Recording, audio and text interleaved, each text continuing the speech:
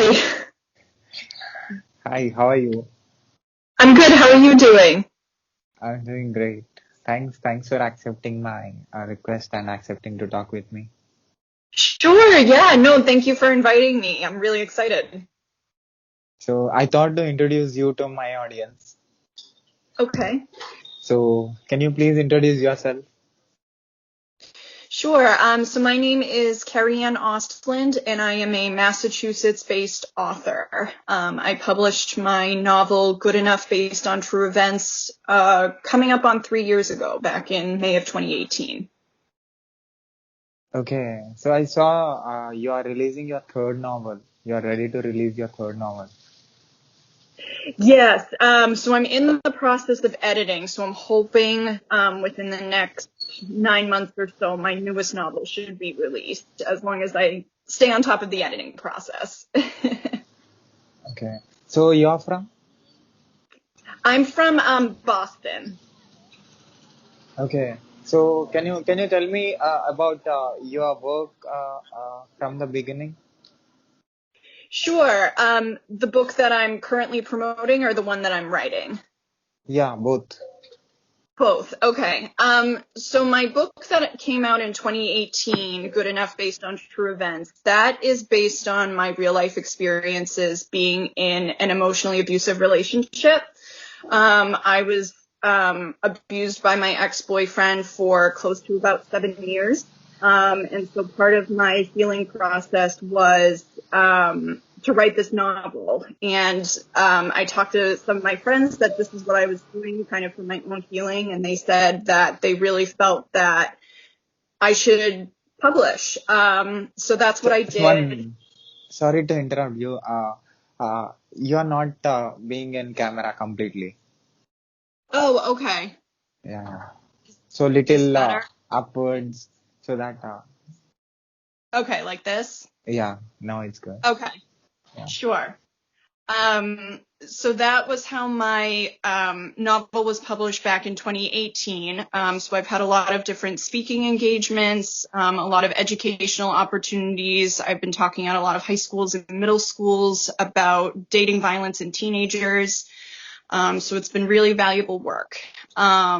And now the book that I'm in the process of writing, it's called Signed with Love.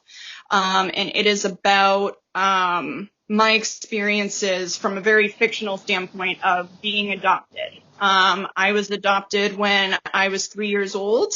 I never knew my biological family at all up until about probably about 2, 3 years ago. So I started learning a little bit about my life, where I came from. And unfortunately, my biological mother died about 2 years ago before I got a chance to meet her. So the book that I'm hoping to release later this year is about a fictional account of her story. So it's telling from her perspective about the choice to put me up for adoption. And then it's also written from my perspective and my sister's perspective as well. Okay. So you came to know about your biological mother just before 2 years. Yes, yeah. So basically what had happened is my sister, my biological sister, knew that my first name is actually named after my biological mother. So she basically just randomly messaged like a whole bunch of people on Facebook with my name that looked to be around the age I would have been at the time, which was 25. Just saying, I have a long lost sister. Do you happen to, is there a possibility that we could connect if this is you? So obviously, like, she went through a lot of people not responding or saying, no, you have the wrong person. But one of those random messages got to me. So I ended up messaging her back, and come to find out our stories lined up. So when I first found out, it was really jarring for me because I kind of always knew there was a possibility I had siblings out there, but never, thought that it would be reality. So it took me a long time to kind of adjust and figure out what I wanted to do about that. And then unfortunately, before I was able to really meet my biological mother and hear more from her perspective as to why I was adopted, I got the news that she had passed away. So this novel is really a tribute to her and kind of me just trying to piece together my story kind of based off of what my sisters have shared and other family members about her. Have you seen the photograph of your biological mother? I have, yeah. It's pretty funny. So we went to the wake, because I figured that was probably going to be the only time that I could see her. So they had pictures up of her everywhere. And it was a little bit freaky because it was kind of like looking in a mirror. We actually look extremely similar. So I would have, I'd kind of be like standing looking at photos and feel somebody's eyes on me and people are staring at me from across the room. And so then they'd kind of wander up to me and they were like, you must be Kerriann, like, your mom, you look so much like her. And I think it was also freaky for them because we share the same name. So I don't know if like they looked at me at first and thought they were looking at a ghost or something, but yeah, it was definitely a totally surreal experience for sure. So yeah, I've seen photos of her and we look very much alike, very similar. So you wrote this story in your book. Yes, I did. Yep. And like I said, like I don't really know her truth, obviously, because I wasn't ever able to know. So I know bits and pieces. Like I know that she really struggled with addiction. She abused heroin and she abused alcohol. She had a lot of problems with depression. She was hospitalized a lot throughout her life.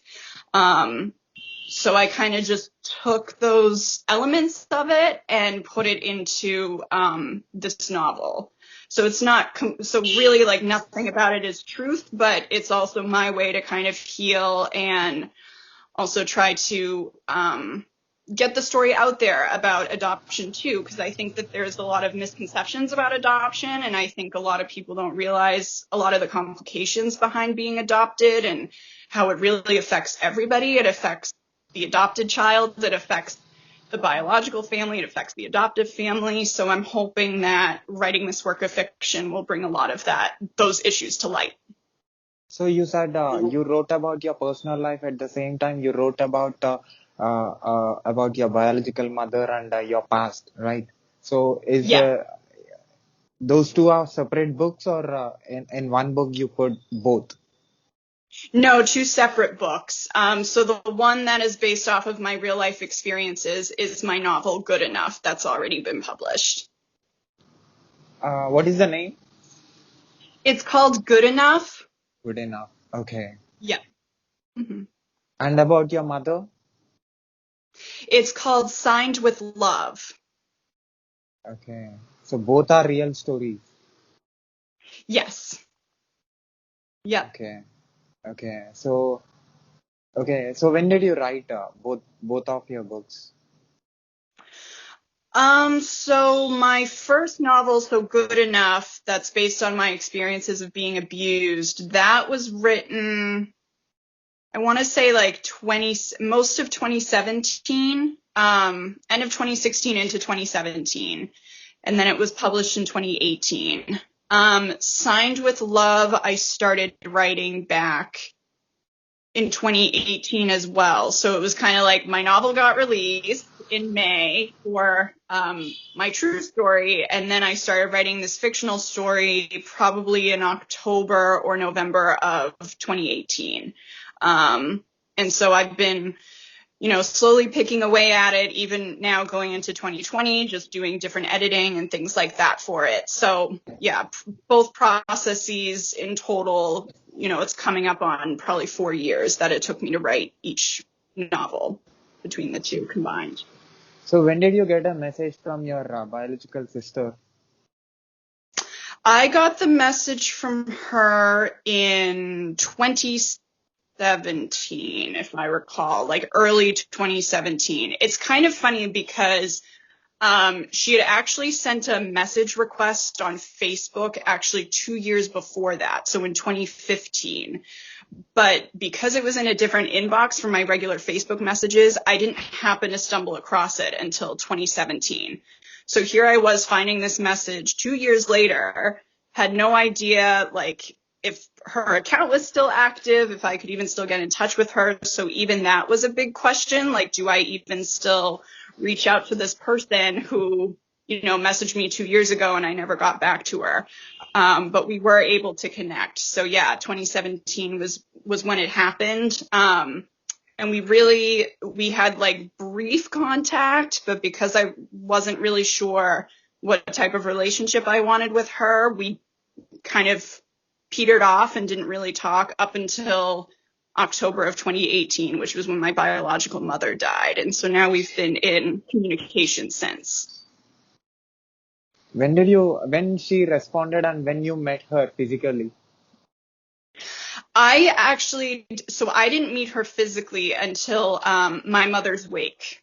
So obviously, like, I saw pictures of her, but didn't actually see her until my mother's wake. And that was very surreal too, because being adopted my whole life, I have never resembled anybody in my family from, a physical perspective, obviously. But me and my sister actually look very much alike. So it was a little bit freaky to see her up close and personal, because it's one thing to see pictures and to kind of say like, oh yeah, like I think she has my nose, or I think we have a similar face, but to actually see it up close and personal is completely different. So that really kind of validated to me like, okay, yeah, like this really is my family, because there was no denying the resemblance at all. So on your first meet, the Good Enough was already released. Correct. Yeah. Mm-hmm. Right. Yes. Right. So then you met your sister for the first time, and you started seeing her pictures, and you came to know that she's similar to you, and you came to know about your mother. And then Yep. you saw your mother, and you saw how she looks like. Yep. Exactly. Right. Then you decided to write your second novel. Exactly. Yep. Awesome. So so this third novel is about? So I don't have a third novel yet. So I'm still working on the second novel, Signed with Love, about my adoption story. So that's hopefully going to be released later this year. So right now I don't have any other novels in the books right now. A lot of my books are based off of my real life experiences, just because I find it really hard to try to create worlds, different universes, things like that. So I give a lot of credit to like fantasy authors and sci-fi authors, because that's never been my strong suit. And as of right now, I don't really have anything too exciting going on to write about. So just trying to really focus on promoting Good Enough and trying to get Signed with Love out there to the audiences that I'm getting. So Signed with Love is not yet released. Not yet, no. I'm hoping for later this year. Yeah, I'm still in the editing phase of it. But I have like the book cover ready to go. I've got some editors lined up, so I'm hoping it'll be a pretty streamlined process once I get to that point. So you used your name as a character in the book, or you put some other name? I put another name. Trying to think of the name I used. I believe the name I used was Dorothy. So yeah, so it's not my name in Signed with Love. And it's also not my name in Good Enough either, since that was supposed to be technically a work of fiction. So my character name in Good Enough is Lisa. And then my character name in Signed with Love is Dorothy. Okay. So both are real stories. I'm sure both are going to create impact in the readers, because the words that comes from you comes directly from your heart. Yeah, exactly. That's what I hope for anyway. I actually, because on my my bio on my Twitter account, I say that, working on my next novel, which is based on my adoption experiences or something to that effect. And I actually had another Twitter user reach out to me to share her personal story of her putting her child up for adoption and how that impacted her. So she said, I'm really excited for your book to come out.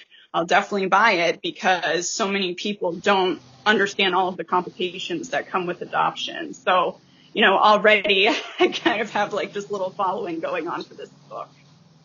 So in this book, you said since you were 3 years old. Yep, exactly.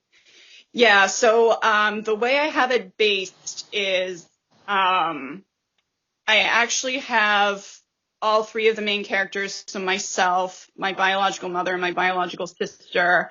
I have all of them start like at the age of 16, 17. So we all start at the same age. So that's when the story starts, is when they're around the teenage years. So for my biological mother, when she's 17, I write about like how she got into addiction, how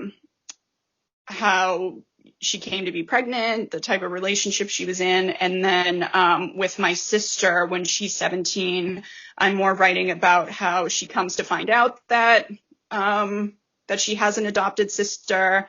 And then from my perspective, I start off kind of with a lot of my insecurities about being adopted and how that impacted me. And then all three characters progress and grow older. So you start to see their perspectives change about adoption and all of that sort of thing. I'm sure there will be a lot of changes in you every year, right? So from the age of 3 to till now, and I'm sure you will be collecting all the information. You will be retrieving everything that happened in your life in different times of your life. Then you will be explaining that in the book. Exactly. Yeah.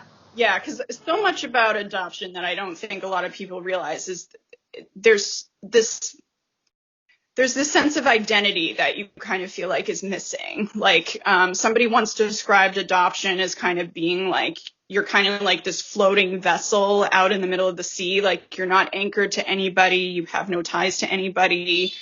And so that's something that I don't think a lot of people understand. Like growing up, a lot of people would assume if I was adopted that I must have been in an orphanage when I was growing up.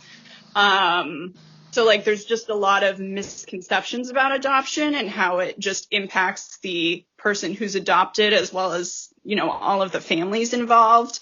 So you definitely do see that come into play in the book because there's just so much of really a learning experience that I've had from all of this, kind of in how I viewed myself, back when I was a really little kid when it came to being adopted versus, how I see myself now.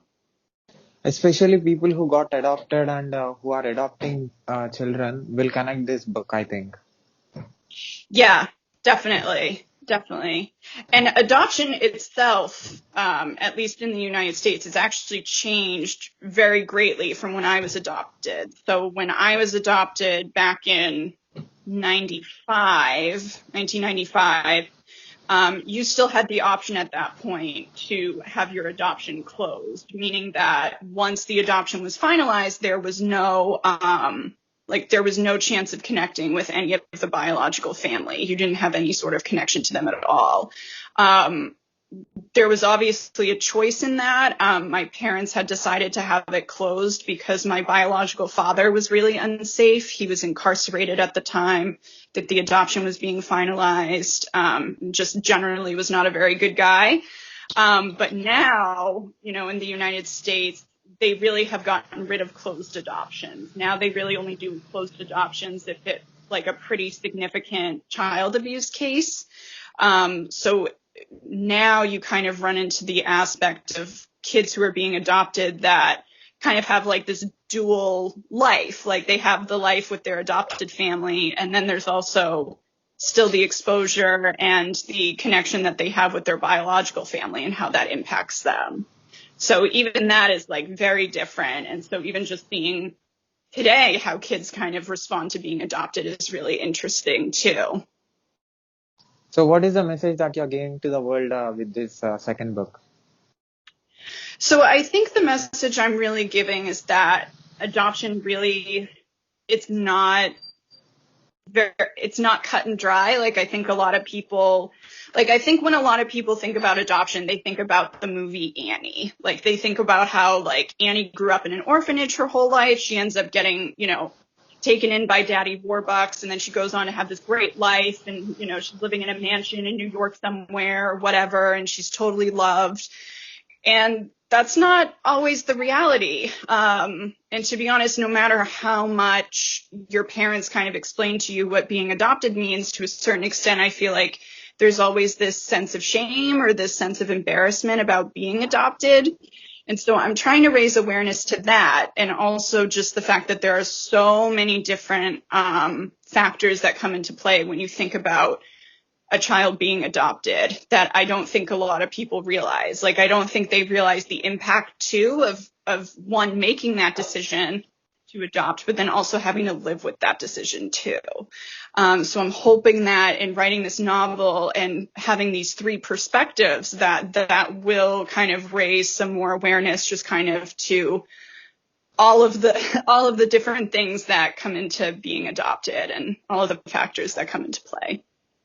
So, what is the response that you got for the first book? It was pretty positive. So my first book, I really, I work as an author kind of like on the side, like full time I work as an individual therapist. So for me, it's been really hard to promote my book, like, because I don't have any training in marketing or promotion or anything like that. So I had to really get creative with how I reached out to different audiences. And what I found has worked with good enough is I put on a lot of different educational opportunities and speaking opportunities because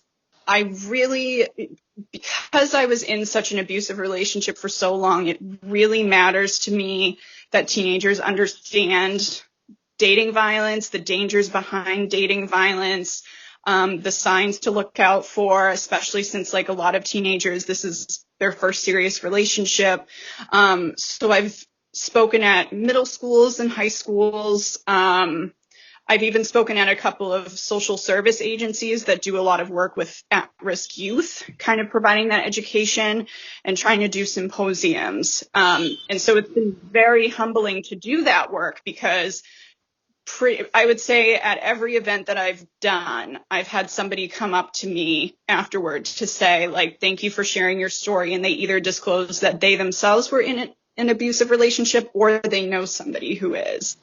So it's definitely a prevalent topic. And so it's been overwhelmingly positive, just the feedback that I've gotten about the book itself, and then also from the speaking engagements that I've had. So, with the first book, you are telling the world, you are sending a message to the world and especially to the women that be conscious while selecting a person and think more before taking a decision to be with the person. Exactly. Yeah, that's exactly right. Because I think too, because primarily the abuse that I underwent with my ex was emotional abuse. So he did a lot of gaslighting with me. He convinced me that I was crazy. He really lowered my self-esteem significantly. He just overall made me feel bad about myself. Like he was always comparing my body to other girls. Like, it just really was a very toxic relationship. And it was something where, the way he was manipulating me, I felt that there was so much that was my fault and couldn't see the reality behind it.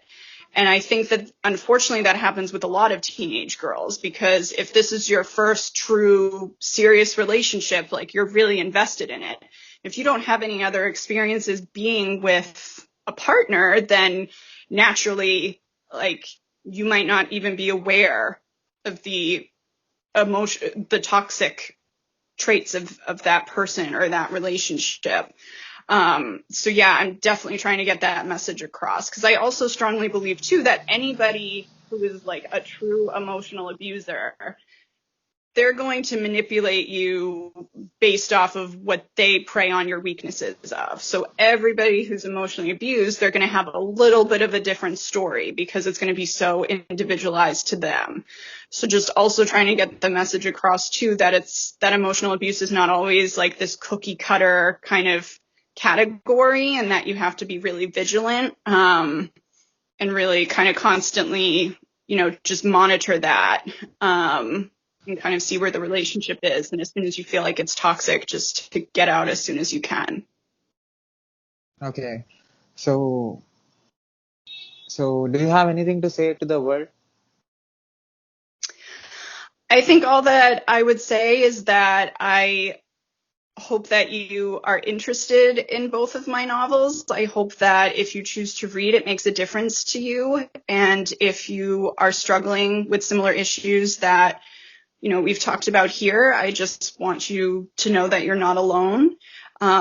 There's always support out there, and that always be true to yourself and be true to your story. So I have seen something like dog ear. What is that? Yeah, dog ear. So that was my first.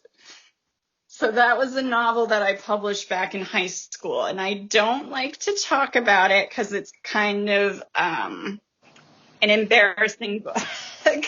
So I wrote that book when I was 16. I self-published it through an agency called Dog Ear Publishing, like probably in 2010, I think. So I was about 17 at the time. And it's one of those books where I think at the time I was like, this is great. And then I look back on it now and I was like, oh, there's like so many things in there that like you can tell like a 17-year-old wrote it. So just like a lot of like unrealities and things like that. But I will say like writing it, I think really, even looking back at it now, like I can kind of still say like, I grew a lot, I think, in my writing abilities from that book. But, I mean, like I had like very grandiose ideas. Like there's something in the beginning in the acknowledgments where I'm talking about like, oh, if one day like this book gets turned into a movie, just like, having no idea what really comes behind like self-publishing and all the promoting that you have to do. And, I don't think that book will ever become a movie now, but yeah, that was kind of like my dip in the water, I guess you could say, that kind of kickstarted my writing career. And so I think, in college, that was when a lot of my writing matured. And so that's when, I think I was able to look back at that book and be like, okay, like, now you kind of know what to do differently next time. So that's what that's all about.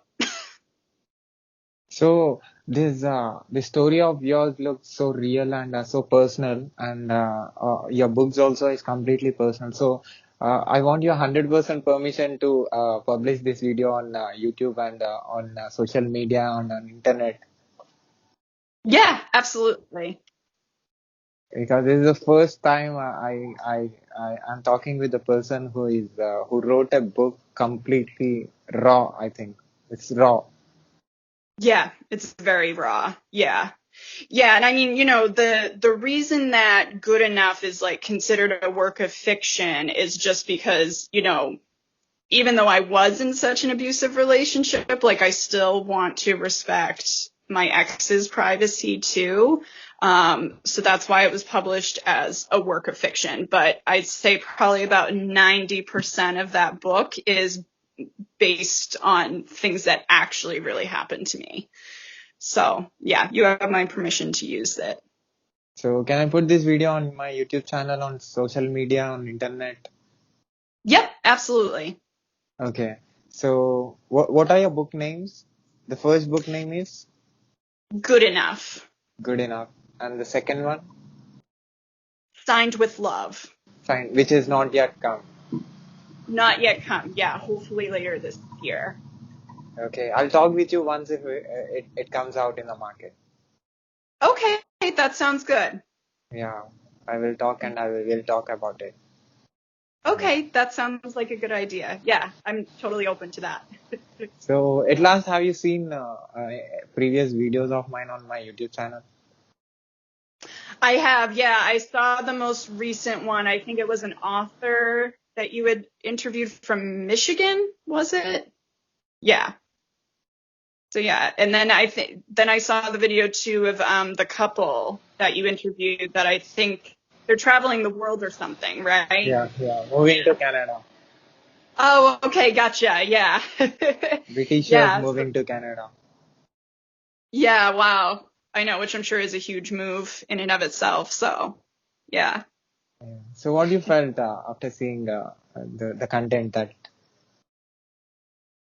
I thought it was good. Yeah. I thought it was great. Because it looks like you're starting to get like a steady following too, it looks like. So, I like the message behind your YouTube channel too, just that like you're connecting with people all over the world. Like I think that's a really cool concept, and you talk about different things.